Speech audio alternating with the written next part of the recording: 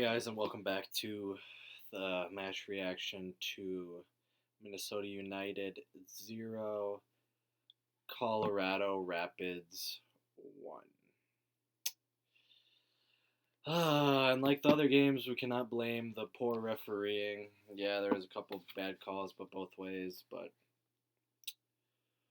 nowhere near the last two games where the refereeing was poor, so there's nowhere to leave that up for discussion that the ref was bad because we played absolutely piss poor and did absolutely nothing in the final third. It's so predictable, and just every single time putting a cross into no one in the box, or no one can win a header in the box. Absolutely no one. The creativity, something's got to give. Something needs to change. Darwin doesn't seem to be on the same page as a lot of other players, and a lot of players are bickering at each other. It was overall a really bad game to lose to a team that was bottom of the West and has started awfully with their old coach, but now with the new interim coach, they've seemed to turn it around a bit. A couple good wins, but we came to Colorado and did not play at all. And it is clear that the players that left on international duty are crucial to the team, as in Roman Montier and Jan Gregus. It'll be very interesting to see what we do without them. The only positive I can see is it was nice to see Gasper get some minutes and come in, and he was fit. And other than that, it was a very, very poor game. Olam got his first start.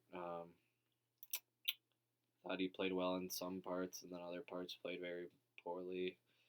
Ozzy didn't have the best game. Ike is to blame for the goal completely. He does not mark Kamara and gets absolutely beat in the air completely. And it's clear that he's to blame. He doesn't mark his guy, and baffles me that he was actually considered one of the man of match decisions. If you lose a game 1-0, and he's the reason for the goal being given up, even though they could have had multiple goals because their defense was very lackluster. I don't know how you could pick a man of the match tonight. Miguel looked lost at some points in the final third. I love the guy, but I do not see what he offers as an attacking player. Sometimes his movement is strange. He's not in the right spots, and he did have a couple opportunities for a shot, but man, that's about it.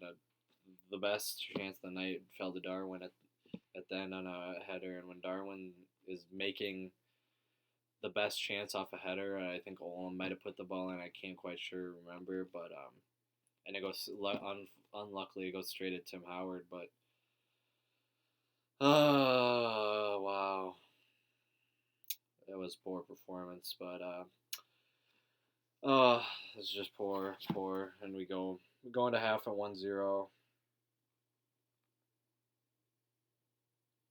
I don't know what much else to say. Boxall looked really lost at right back, and looks like if he's gonna play, he's gonna have to play in a back three or a center back formation because there's nothing else he could do. He could not play in the left or right in the backs. I just don't see it. And Delali came on for Finley, played well. Colin Martin got some minutes for Ozzy and came on and played all right. He played pretty well for Olam's drop back into the defensive role, and Colin Martin, I thought he gave us a little bit of life and moved the ball quicker. Played pretty well. He'll need to be crucial coming off the bench with the international break, and I just pray Madagascar gets done with their group stage and don't advance because we really need Roman Montier back. I wish nothing but the best of him, obviously, in international duty, but man, we really need him back. And Jan can hopefully be done, and Schuler can hopefully be done with the UEFA Nations League, even though Schuler is a bench player. He's usually first off the bench, second. So it's nice to have some of this depth back. And I'll really miss Kevin Molino, I think, because when he came on against Philadelphia, he looked really, really good with Abu. And ever since that injury, now he's starting to play really, really good, quick, light. But other than that, is overall awful performance. It's going to be it for me for the instant match reaction, guys. Thanks for stopping by, and come on, you loons.